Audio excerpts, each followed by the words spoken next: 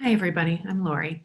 And on Sunday, I read part of a book for the children's sermon. And the book was about anxiety or being worried, which is when you get stuck thinking about something and you're scared about what might happen and you have a hard time moving on to something else. So today I'm going to finish the book and I'm also going to talk about some tips of things you can do if you start to feel kind of worried or nervous. So the book is called What If It Never Stops Raining by Nancy Carlson.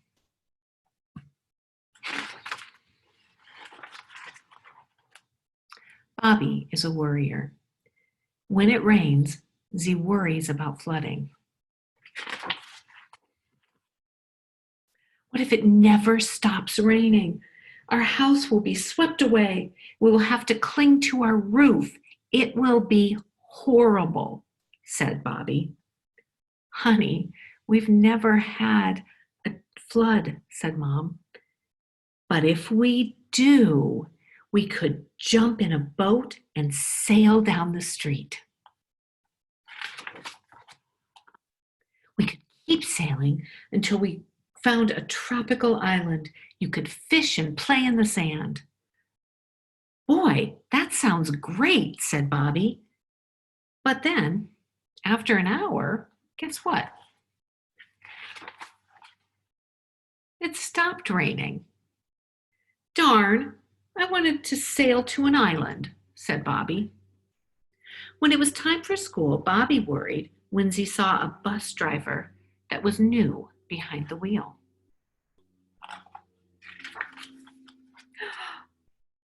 What if the new driver gets lost and we never see our homes and our parents again? Z worried. But if we get lost, we'll get to miss science class, said Katie. They made it to school just in time for science. In science class, Bobby worried about getting their oral report on the plants of a flower right. What if I forget my report? What if I'm too nervous to speak? Worried Bobby. Then the whole class will laugh at you, said Patrick. Patrick doesn't sound very nice. But Bobby did fine. Z was glad Z practiced so much the night before. Z remembered all the flower parts, and Mr. Scotts said Z did a great job. At recess, Bobby and Patrick climbed to the top of the swing set. Let's hang by our knees, said Patrick. Katie said, that sounds dangerous. Bobby thought Katie was right. Z worried Z might fall and get hurt. So Z decided to climb back down. Chicken, said Patrick. Patrick hung by his knees, fell off, and got a huge bump on his head. After school, Bobby had a baseball game. What if I strike out? Then the whole team will get mad at me and I'll get kicked off the team, said Bobby. But you might hit a home run, said Dad, and win the game. Then a major league scout might see you. Dad, get real, said Bobby. Well, Bobby did strike out, but no one got mad at Zer. After the game, everyone went out for pizza. You'll do better next time, said the coach. As Bobby got ready for bed, Z thought about the day. I had a pretty good day after all, Z told their mom. It did stop raining. My report went well. We had a fun ball game, and I didn't do anything really dumb like Patrick. You see, you don't have to worry about everything, said Mom. But what if, Bobby began. Stop. No more worries, Bobby. There are no monsters waiting under your bed. Just go to sleep, said Mom. Gee, all I wanted to know was what if I get thirsty during the night? I hadn't thought about monsters. But Bobby was too tired to worry. Instead, Bobby fell fast asleep. So in this book, we learn one really good thing to do if you're feeling nervous or worried, and that's talk to a grown-up or another friend and ask them to help you think about all the good things that could happen. Because usually what worry does is it gets us stuck on the bad things. So we start thinking that the bad things are probably going to happen, but they almost never happen. So thinking about all the good things is a great thing to do.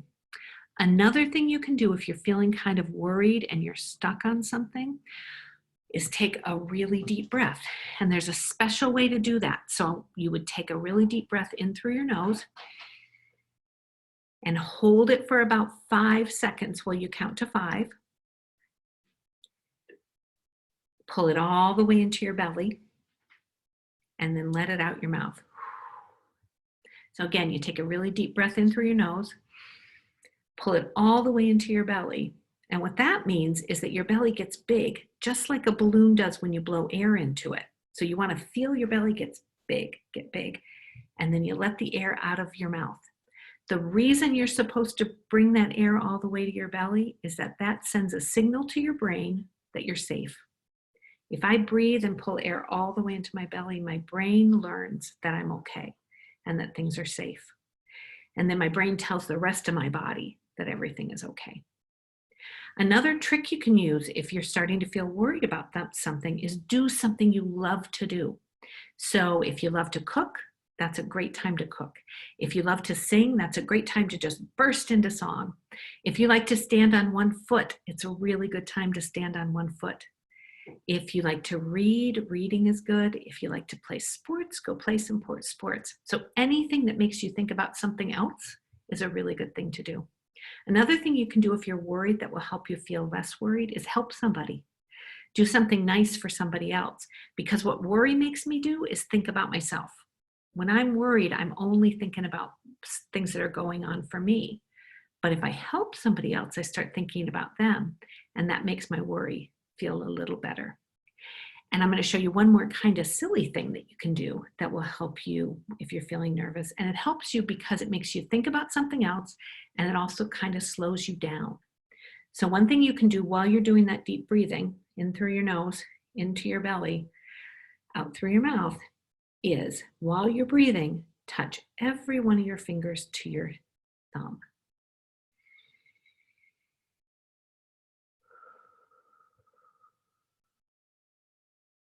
And again, the reason that helps so much is that it really slows you down and makes you think about something else.